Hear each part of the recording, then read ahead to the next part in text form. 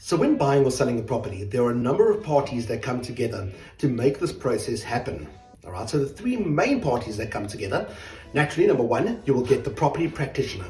Now, they're the ones who's going to find the willing buyer and pair them with the seller. So they find the buyer and the seller, bring them together, and they do this by making sure the property is marketed correctly, that all the photos are taken, that it's on all the various property platforms, that they're using social media, and that everything is listed correctly and the information about the property is correct.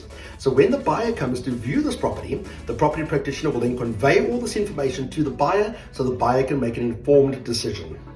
So then, depending on whether you're taking a bond or not, the second leg of the three will come into place, and that is the bond originator. Now, bond originator is very important because they ensure that the buyer receives the best possible offer from the banks as they can possibly get. They don't necessarily just look at the buyer's own bank, although their buyer's own bank will often give them the best offer, but they look at all the banks. So it's very important to make sure you work with a credible bond originator. Now, let's assume that you'll be pre-approved as a buyer, but if you're not, then the bond originator would take the offer and then they will present this offer and get you a deal from the various banks to get you the best possible rate.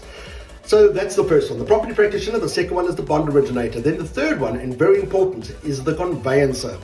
So the conveyancer will be the attorney that's going to get the property registered and transferred to the buyer's name. The way they do this is they take all of the information that the property practitioner has done and gotten together in the offer to purchase. They take the bond and the offer that the bank has given, and then they merge everything and they go and get a whole lot of information that's needed. And it's quite a complicated procedure. I might actually do a video coming up about the conveyancing procedure shortly, but they have to get everything from rate clearance certificates. They then have to get all the COCs done, the various certificates and clearances, and then they gather all of this information, present it to the deeds office, and then they will get the property transferred and registered to the buyer.